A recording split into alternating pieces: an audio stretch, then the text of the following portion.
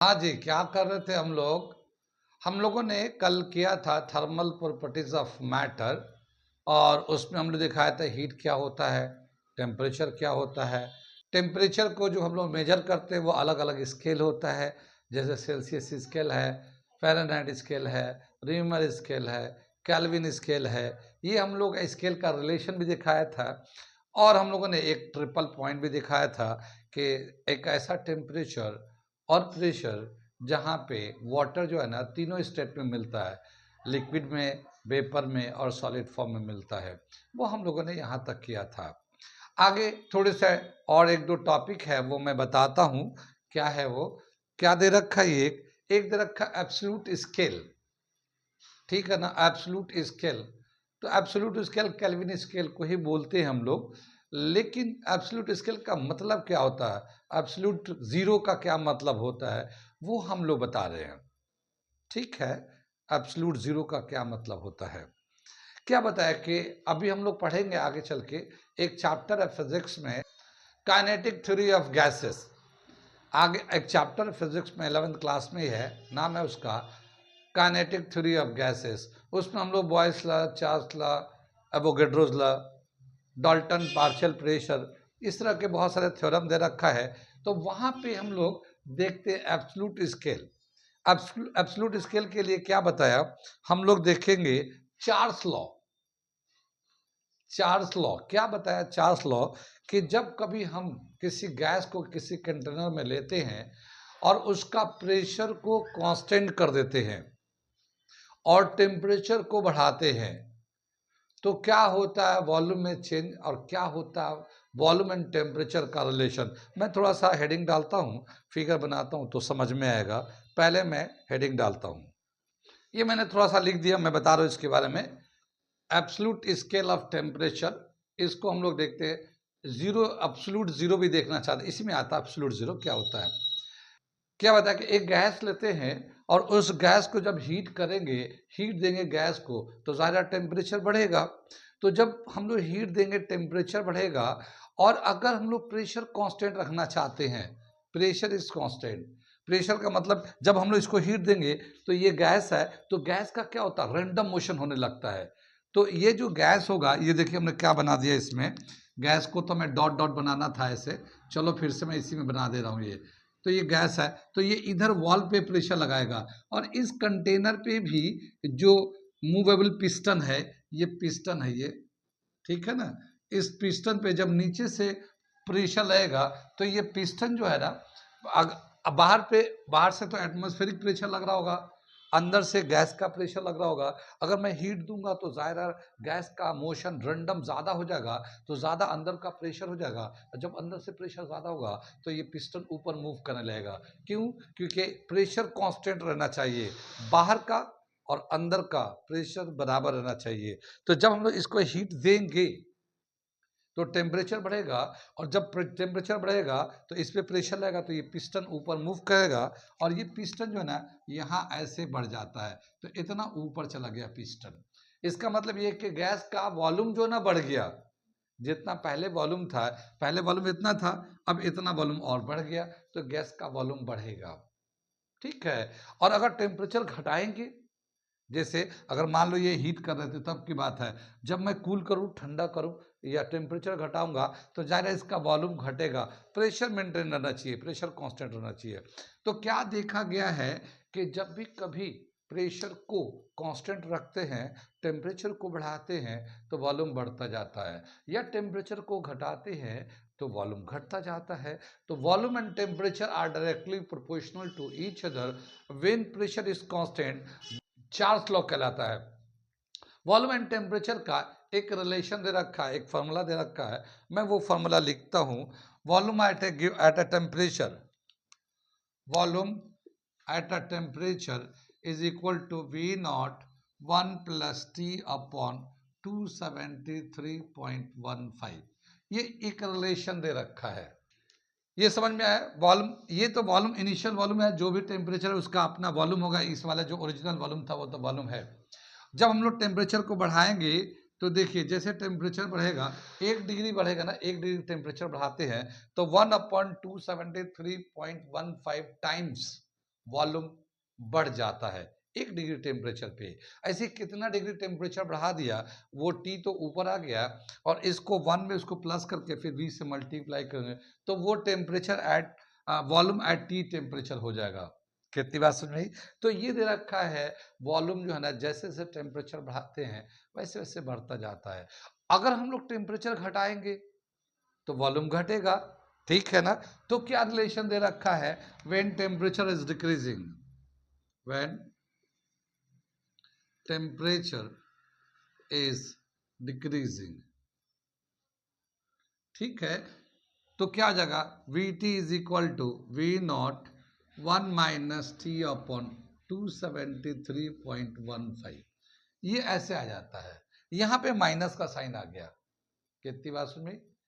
तो जब हम लोग टेम्परेचर कम करते जाते हैं, जितना पहले टेम्परेचर था उससे भी टेम्परेचर कम करेंगे तो उसका वॉल्यूम घटता जाएगा घटता जाएगा।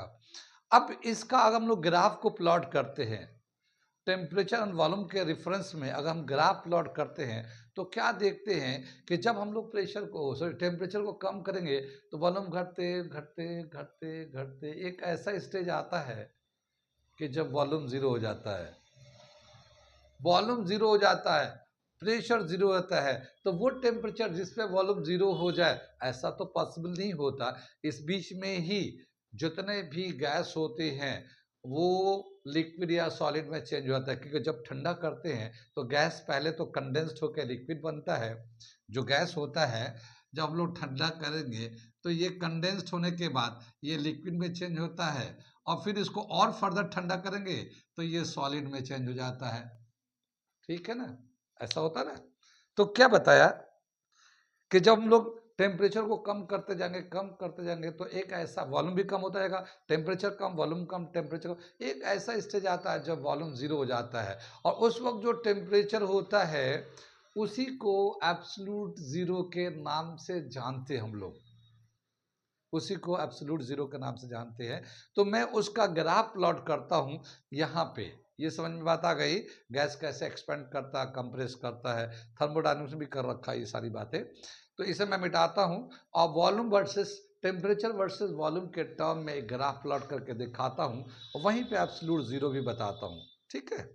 नोट कर लीजिए इतना, ठीक है? ये एक हम लोगों ने एक ग्राफ बनाया है टेम्परेचर वर्सेस वॉल्यूम का ग्राफ। देखिए टेम्परेचर तो इधर है, ये हमारा टेम्परेचर है, ये इधर भी ले रहा है इधर भी ले रहे हैं और ये वॉल्यूम है ऊपर में। यहाँ पे 0 डिग्री, देखिए ये सेल्सियस स्केल में लिया हम लोगों ने और ये केल्विन स्केल में लिया है। केल्विन स्केल में सेल्सियस में देखिए 0 डिग्री सेल्सियस जो होता है वो केल्विन में 273.15 होता है, हमने खाली होल नंबर लिखा है। तो ये होता है यहाँ पे जितना 0 डिग्री सेल्सियस है, 0 डिग्री सेल्सियस पे कोई भी गैस का कितना वॉल्यूम है वो यहाँ पे वॉल्यूम होता है, इतना वॉल्यूम होता है और ये V नॉट से दिखाते हैं volume of gas at 0 degree temperature. और जैसे जैसे टेम्परेचर बढ़ता जाएगा वॉल्यूम ऑफ द गैस बढ़ता जाएगा, ऊपर की तरफ है, ठीक है? टेम्परेचर बढ़ता जा रही है। लेकिन अगर हम 0 डिग्री से कम करें सेल्सियस में, जैसे -100 कर दिया सेल्सियस में, तो वॉल्यूम घटता जा रहा घटता जा रहा घटता जा रहा। ये हमारा इस बीच में जैसे यानी कि सेल्सियस में 0 से नीचे आते हैं, माइनस में जाते हैं, तो जो भी कोई लिक्विड होता है या गैस होता है वो आहिस्ता आहिस्ता कंडेंस्ड होकर लिक्विड बन जाता है और कंडेंस्ड होते होते फिर सॉलिड भी बन जाता है। लेकिन अगर हम लोग इसी तरह से कंटिन्यू बढ़ाते रहते हैं तो एक ऐसा एक पॉइंट है जहाँ पे ये लाइन जो है वॉल्यूम जो है दिखाते कि वॉल्यूम बिल्कुल जीरो हो गया। यहाँ कितना हो गया? वॉल्यूम जीरो हो गया और सेल्सियस स्केल में इसका टेम्परेचर कितना है? -273 सेल्सियस स्केल। लेकिन केल्विन में इसका कितना है? 0 केल्विन है, ये केल्विन स्केल में 0 केल्विन है। तो इस जगह पे जो टेम्परेचर लेते हैं इस टेम्परेचर को हम बोलते हैं एब्सोल्यूट जीरो। क्या मतलब? एब्सोल्यूट जीरो का क्या मतलब होता है कि इस टेम्परेचर तक जैसे कोई गैस होता है, गैस में तो रैंडम मोशन का काइनेटिक एनर्जी बहुत ज़्यादा होता है, लेकिन इस बीच में वो कम होते होते लिक्विड में आ जाता है और उसका रैंडमनेस कम हो जाता है, सॉलिड में आता है। सॉलिड के बाद फिर वो सॉलिड में बताते क्या है कि सॉलिड में भी वाइब्रेशनल मोशन, रोटेशनल मोशन और ट्रांसलेटरी मोशन होता है, हल्के होता है मगर होता है, कहते हैं ना, हमने पिछले क्लास में बताया था। लेकिन इस वाले टेम्परेचर पे आते आते ये सारे मोशन खत्म हो जाते हैं, सारे किसी तरह का मोशन नहीं होता है। जो पार्टिकल होते हैं बिल्कुल एब्सोल्यूट रेस्ट में चले जाते हैं, उनकी जो वेलोसिटी होती है जीरो हो जाती है, net velocity complete zero, absolute zero. मतलब ये हुआ, कितनी बात सुन में। तो ये दे रखा है कि एक हमारा ये relation absolute scale of temperature, कि जैसे जैसे टेम्परेचर बढ़ाते हैं वॉल्यूम बढ़ता है, घटाते हैं वॉल्यूम घटता है। एक ऐसा टेम्परेचर जहाँ पे वॉल्यूम जीरो हो जाए, ऐसा तो पॉसिबल नहीं है। वॉल्यूम किसी भी चीज़ का जीरो नहीं होता, कुछ ना कुछ रहता है, कुछ ना कुछ उसका प्रेशर रहेगा। लेकिन एक यहाँ पे देखा डॉटेड लाइन से दिखाया है, क्योंकि यहाँ के बाद ये तो पॉसिबल है, माइनस में करने के बाद वॉल्यूम है, कुछ उसका सॉलिड फॉर्म में एग्जिस्ट करता है, मगर ये हमने डॉटेड लाइन दिखाया है, ये एक्स्ट्रा लाइन को ड्रॉ किया गया है दिखाने के लिए कि एक ऐसा टेम्परेचर जहाँ पे वॉल्यूम जीरो हो जाए, तो इस टेम्परेचर को हम बोलते हैं एब्सोल्यूट। यहाँ पे जो वो होता है इसको एब्सोल्यूट जीरो इसलिए बोलते हैं कि यहाँ पे सारे मोशन जीरो हो जाते हैं। ये हम लोग एक कैल्विन जो है ना, लॉर्ड कैल्विन, उन्होंने स्केल दिया और उसका लॉर्ड कैल्विन, कैल्विन स्केल पे जो जीरो होता है वो सेल्सियस स्केल पे -273 सेल्सियस होता है। तो -273 ऐसा टेम्परेचर होता है जिसपे कोई भी गैस उसका वॉल्यूम जीरो हो जाता है। इमेजिनरी बात है, ये प्रैक्टिकली पॉसिबल नहीं है, ये इम्पॉसिबल है। और माइनस में तो जा ही नहीं सकता, जैसे मान लो टेम्परेचर और कम करेंगे तो वॉल्यूम माइनस में हो जाए, ऐसा तो हो ही नहीं सकता। मान लो टेम्परेचर हम और कम करके ले गए, यानी कि -300 ले गए, तो माइनस में तो पॉसिबल हो ही नहीं सकता। और ये भी बहुत ही रेयर कंडीशन में होता है। तो ये स्केल होता है एब्सोल्यूट स्केल, ठीक है ना, जो कैल्विन स्केल बोलते हैं, लॉर्ड कैल्विन, इन्होंने एक स्केल दिया है और इसको कैल्विन के से दिखाते हैं हम लोग। और क्या बताया कि जो टेम्परेचर और कैल्विन होता है, ये जो TC +273.15, ये इस तरह से हम लोग निकालते हैं इसको। यानी सेल्सियस स्केल पे जो टेम्परेचर होता है उसमें 273.15 प्लस कर देते हैं तो कैल्विन स्केल पे चला जाता है। देखिए यहाँ पे जैसे 0 डिग्री है तो ये 273.15, हमने 15 डेसिमल में लिया नहीं, तो 273 के बराबर होता है। अगर मैं 5 डिग्री भी ले लूं तो उसमें 273 + 5 हो जाएगा, ठीक है ना। तो ये इस तरह से एक रिलेशन यहाँ से आता है। तो ये हमारा एक टॉपिक था एब्सोल्यूट स्केल। कैल्विन स्केल को ही एब्सोल्यूट स्केल कहते हैं। एब्सोल्यूट जीरो का मतलब होता है कि मोशन बिल्कुल जीरो जाता है, ऐसा टेम्परेचर जैसे -273 सेल्सियस। ओके, तो ये एक टॉपिक यहाँ पे था। आगे क्या दे रखा है, ट्रिपल पॉइंट हम लोगों ने किया था, लेकिन क्या बताया कि अगर कांस्टेंट वॉल्यूम पे, ये तो जो टॉपिक था ये कांस्टेंट प्रेशर पे था, चार्ल्स लॉ। एक दूसरा लॉ भी है गैल-लुसैक लॉ, उसके हिसाब से क्या बताया कि अगर वॉल्यूम कांस्टेंट हो, क्या वॉल्यूम कांस्टेंट रहे तो टेम्परेचर में और प्रेशर में क्या रिलेशन होगा, टेम्परेचर और प्रेशर में क्या अगर वॉल्यूम को कांस्टेंट कर दिया जाए तो एक मैं ये टॉपिक इसको भी समझाता हूँ, इसका भी एक छोटा सा ग्राफ है वो बताता हूँ, और उसके बाद एक ट्रिपल पॉइंट का एक रिलेशन है वो मैं दिखा देता हूँ, वो बहुत इंपॉर्टेंट रिलेशन है तो इसलिए उसे मुझे करना पड़ेगा। ओके, इसे नोट कर लीजिए। कर रहे क्या है, कांस्टेंट वॉल्यूम ऑफ गैस, एक गैस लेते हैं उसका वॉल्यूम कांस्टेंट है, उसका प्रेशर और टेम्परेचर में क्या रिलेशन होगा वो देखते हैं। इस रिलेशन को बताया है गैल-लुसैक ने, तो ये इसको हम गैल-लुसैक लॉ भी बोलते हैं हम लोग, गैल-लुसैक लॉ। एक मैं फिर फिगर बना देता हूँ उसी तरह से जैसे हम पहले बनाए थे, कि जैसे मान लो ये एक कंटेनर है, ये गैसेस है, ठीक है ना। एक हमारा ये कंटेनर है, इसमें गैस लिया गया, गैस अपना रैंडम मोशन करता है, इसके वॉल पे प्रेशर होता है, ये पिस्टन है, पिस्टन भी प्रेशर होगा। ये वॉल्यूम जितना भी है उतना हमने ले लिया। अब अगर हम लोग हीट देते हैं इस सिस्टम को, या पहले हीट देते हैं, अगर हम इसको हीट देते हैं तो क्या होगा, ये गैस का जो रेंडमनेस है बढ़ जाएगा, इसका भागम भाग यानी कि काइनेटिक एनर्जी बढ़ जाएगा, तो इधर वॉल पे भी प्रेशर बढ़ जाएगा और इस पिस्टन में भी प्रेशर बढ़ जाएगा। अब ये पिस्टन ऊपर की तरफ जाना चाहेगा, लेकिन पिस्टन जो है ना फिक्स है, मूवेबल नहीं है, फिक्स है, इसलिए कि वॉल्यूम चेंज नहीं होना चाहिए, जितना वॉल्यूम है उतना ही रहना चाहिए। तो जाहिर है अब तो प्रेशर बढ़ता जाएगा बढ़ता जाएगा।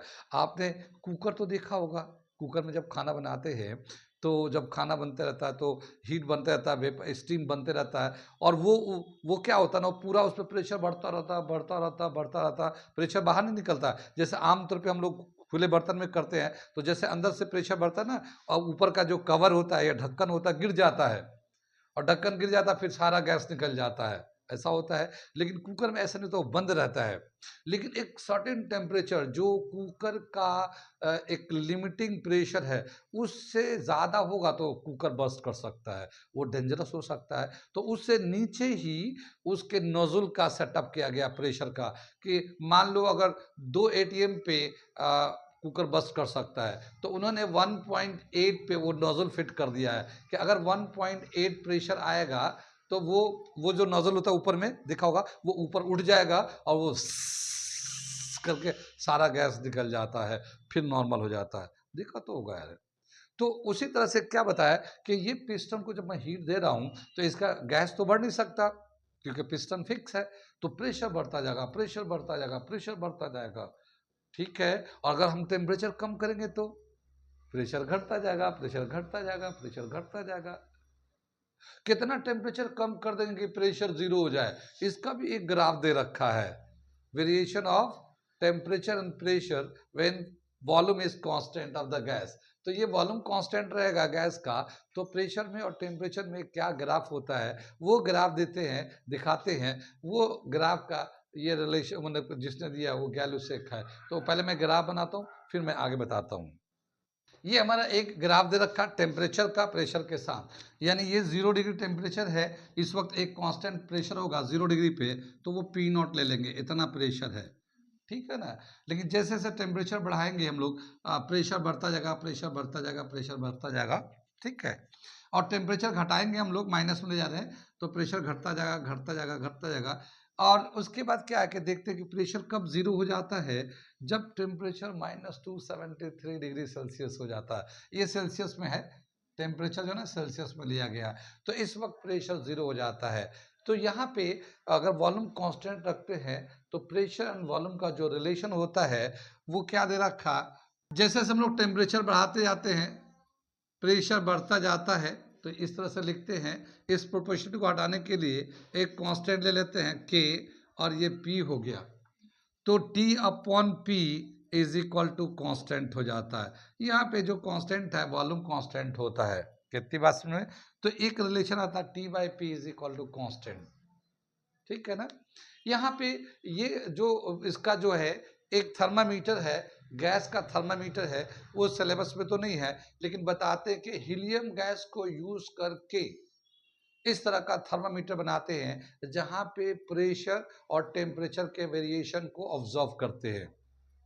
कौन सा गैस यूज करते हैं, हीलियम गैस, ठीक है। और उस हीलियम गैस का ये जो रिलेशन है टी बाई पी कांस्टेंट, इसको ट्रिपल पॉइंट से इक्वेट किया गया है, यानी कि जैसे जैसे टेम्परेचर कम करते जाएंगे प्रेशर कम होता जाएगा, टेम्परेचर कम, प्रेशर कम।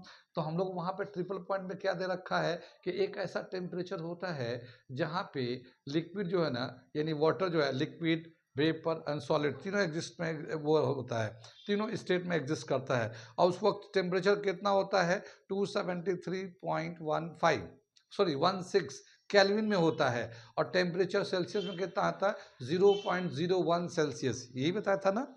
और प्रेशर में कितना था 0.46 पास्कल प्रेशर में, ओ सॉरी 0.46 सेंटीमीटर ऑफ मरकरी में वो लिया था प्रेशर, कितनी बात सुन में। तो उसका और इसका एक रिलेशन क्या दे रखा है, ट्रिपल पॉइंट के साथ इसको रिलेट कराया गया है। और क्या दे रखा है कि T upon P is equal to triple point temperature of triple point, triple point pressure of triple point, ठीक है ना, टीपी ट्रिपल पॉइंट, कितनी बात सुन में। ये ऐसे रिलेट कराते हैं। अगर हमें टी निकालना हो तो ये पी को उधर ले जाते हैं, तो P upon P triple point ये एक साथ कर लेते हैं, और टी ट्रिपल पॉइंट ये इस तरह से ले लेते हैं, ठीक है। लेकिन हम लोग जानते हैं कि जो लिक्विड है वाटर है उसका ट्रिपल पॉइंट का वैल्यू क्या होता है, ये वाटर के साथ ही रिलेट करते हैं। तो उसका जो वैल्यू दे रखा है ये T is equal to P upon P triple point, ये तो एक साथ हो जाएगा, इंटू 273.16, ये हमारा वैल्यू होता है ट्रिपल पॉइंट का टेम्परेचर में, याद तो होगा। तो केल्विन स्केल पे तो ये एक रिलेशन दे रखा है, ये इससे क्वेश्चन भी आते हैं, अच्छे सवाल हैं, तो इससे भी हम लोग का क्वेश्चन करने को आ सकता है। इस वाले स्केल पे कितना टेम्परेचर होगा, अगर प्रेशर दिया हुआ है, ट्रिपल पॉइंट का प्रेशर दे रखा है या ट्रिपल पॉइंट का टेम्परेचर दे रखा है, तो ये एक ट्रिपल पॉइंट प्रेशर टेम्परेचर का जो रिलेशन है वो ये हमारा जो कांस्टेंट गैस का जो है एक थर्मामीटर उसका उसके साथ प्रेशर एंड टेम्परेचर का रिलेशन को रिलेट कराया गया है ये। यानी इसमें वॉल्यूम तो कांस्टेंट है तो प्रेशर एंड टेम्परेचर में ही चेंज आएगा, और इसी तरह से triple point pressure and temperature में चेंज आता है, तो उन दोनों को रिलेट करके ये एक रिलेशन बनाया गया है, और इसी से कई सारे न्यूमेरिकल भी हैं वो हम लोग करने को आता है। ठीक है, कितनी बात समझ में आई? ये था हमारा relation between temperature and pressure when volume of the gas is constant. कहाँ तक समझ में आया?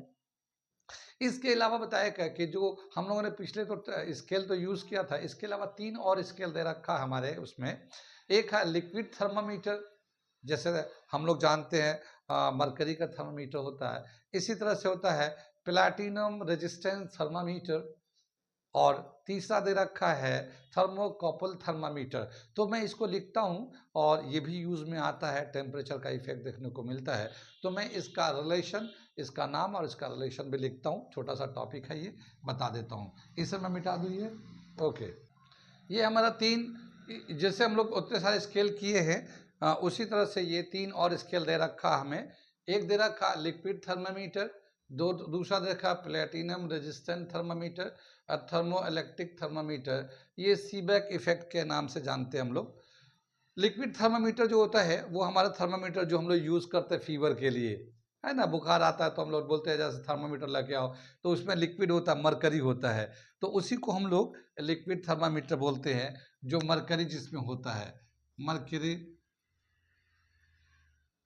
Is used in this thermometer,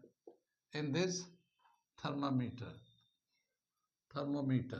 कितनी बात सुन में मरकरी यूज करते हैं, देखा तो होगा। उसमें क्या है कि आमतौर पे हम लोग का जो बॉडी का टेम्परेचर 37 होता है, लेकिन उसका जो रीड करने का जो लिमिट है, जो डिवीज़न है वो 100 होता है। कम से कम वो 0 डिग्री नाप सकता है और ज़्यादा से ज़्यादा 100 नाप सकता है।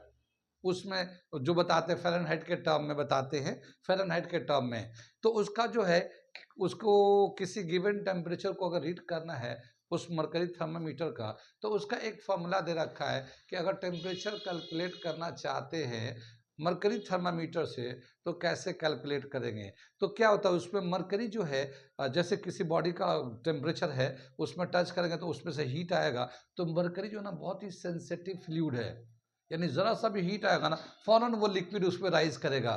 कैपिलरी में जो थर्मामीटर होता है उसमें लिक्विड मरकरी बहुत तेजी से राइज करता है, उसकी कुछ प्रॉपर्टीज है, मैं लिखा दूंगा आपको। लेकिन क्या बताया कि वो जो ट्यूब होता है उसमें मरकरी ऊपर चढ़ता है नीचे गिरता है।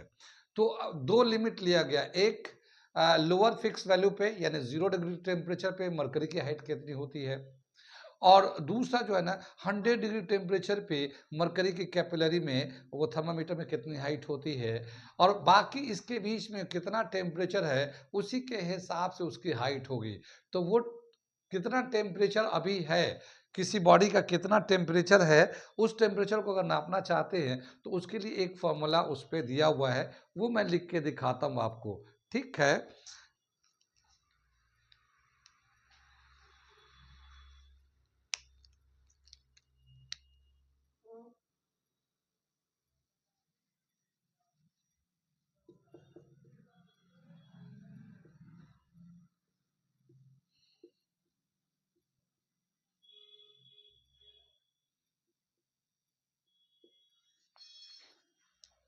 परसेंट लगाया शायद, परसेंट में दिखाया।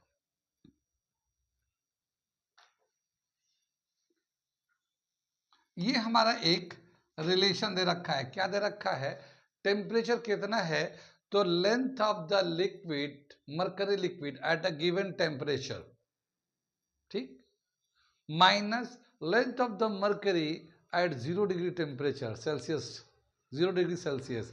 यानी हमें दो वैल्यू तो हमें पता है कि 0 डिग्री होता है तो मरकरी की कितनी हाइट होगी, तो ये वाली हाइट, ये वाली हाइट, ये लेंथ है, एल फॉर लेंथ है, कितना हाइट है कितना लेंथ है मरकरी की कॉलम में, ये दिया रहता है 0 डिग्री का और 100 डिग्री का। Length of the mercury in thermometer at 100 degree Celsius, तो ये दिया रहेगा, ये दिया हुआ, ये दिया हुआ, और ये length of the liquid mercury in eight a given temperature, तो ये टी दे रखा हुआ, और इसी से हम लोग टेम्परेचर को नापते हैं 100 डिग्री से मल्टीप्लाई करके। तो ये हमारा फॉर्मूला दे रखा है जिससे हम किसी बॉडी का टेम्परेचर कैलकुलेट करते हैं लिक्विड थर्मामीटर से, ठीक है ना, लिक्विड थर्मामीटर जिसमें मरकरी यूज होता है। यहां तक समझ में बात आ गई। इस पॉइंट को मैं थोड़ा सा लिख देता हूं यहां पे, क्या है एल टी, क्या मतलब length of mercury at given temperature, at a temperature, height of mercury at temperature T, temperature T, L not height of mercury at 0 degree Celsius, L100 height of mercury at 100 degree Celsius, ये दे रखा है। बाकी इस तरह से हम लोग टेम्परेचर निकालेंगे, तो ये एक रिलेशन दे रखा, हम लोग अभी न्यूमेरिकल करेंगे इसके बेस पे तो समझ में आ जाएगा। इसी तरह से प्लैटिनम रेजिस्टेंस थर्मामीटर है, ये रेजिस्टेंस तो हम लोग जानते हैं, रेजिस्टेंस होता है जैसे रजिस्टर होता है, करंट जब पास करते हैं तो रेजिस्टेंस बढ़ते जाता है, तो वायर होते हैं उसके अंदर रेजिस्टेंस होता है, तो उस रेजिस्टेंस पे टेम्परेचर का क्या इफेक्ट होता है। अगर मान लो हम लोग टेम्परेचर बढ़ा रहे हैं या टेम्परेचर घटा रहे हैं, या मान लो सर्दी के दिन में उस वायर पे जो रेजिस्टेंस था कम होगा, गर्मी के दिन में रेजिस्टेंस पे क्या होगा, बढ़ेगा घटेगा, तो टेम्परेचर का क्या इफेक्ट होता है रेजिस्टेंस पे। तो वो देखा गया है कि रेजिस्टेंस जो है ना बढ़ता जाता है अगर टेम्परेचर बढ़ाते हैं तो। पूरी डिटेल वहाँ पे इलेक्ट्रिसिटी में हमने पढ़ा रखा है, 12th क्लास में दे रखा है, पूरा हमने वहाँ पे एक्सप्लेन कर रखा है। लेकिन यहाँ पे कितना होगा रेजिस्टेंस जब टेम्परेचर बढ़ाएंगे तो इसका एक रिलेशन दे रखा है, मैं वो रिलेशन लिखता हूँ, इसे आप नोट कर ले, मैं मिटाऊंगा इसको, ठीक है। ये दे रखा है रेजिस्टेंस नापने के लिए, resistance and at temperature T is equal to R not, यानी कि temperature at room temperature, resistance at room temperature plus 1 plus alpha T. Alpha होता है coefficient of rising the resistance पर यूनिट डिग्री ऑफ सेल्सियस। क्या मतलब हुआ कि 1 degree Celsius अगर बढ़ाते हैं तो कितना रेजिस्टेंस बढ़ता है, ये कोफिशिएंट अल्फा कहलाता है, और टी कितना डिग्री टेम्परेचर बढ़ा दिया गया, तो ये पूरा रिलेशन होता है, ये होता है R not resistance at room temperature, resistance at room temperature, ठीक है ना, R T resistance at given temperature, resistance at given temperature, ठीक है। और अल्फा होता है कोफिशिएंट ऑफ